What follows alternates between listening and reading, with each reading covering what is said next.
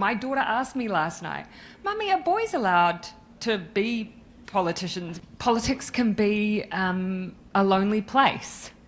It can. And sometimes it can feel no one knows exactly how it feels to be in that position except those who are in at that time. This is a historic moment in time. There are fantastic people who are motivated by all the right things.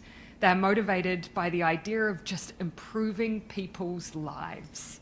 We just have to make sure that they get enough of a platform that people see it. And I think that's when we'll create huge momentum for change. When you take one step at a time to get you closer to being in a position to help people. Because your focus is on people rather than power.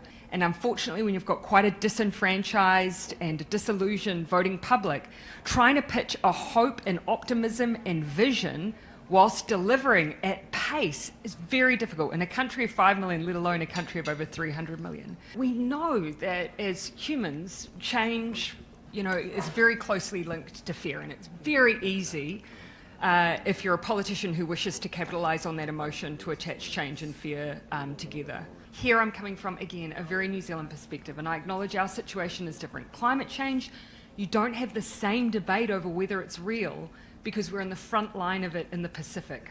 And we see our Pacific neighbours being inundated with the impact of climate change, and some parts of the Pacific even considering, will they still be a nation state without land? We were, and it's a very New Zealand saying, we were going to play the ball, not the man. It's very old-fashioned. It's a rugby analogy. It means we're going to play the game based on ideas. We drafted legislation that we went to our opposition and asked them to support it. We made changes they requested. And why? Because we thought one way to diminish fear around change was to build consensus, not compromise, but consensus, and they're two fundamentally different things. I never questioned that I could be a female and in a leadership position. What I did question was, could I be an empathetic leader? Could I be a sensitive leader? Could I be someone who was often moved by the encounters I would have with people publicly? Could I be that kind of leader? So I do think that there's a place for empathetic leadership. I think we need it now more than ever, because I think people crave more of that kind of leadership. What can I do on behalf of people?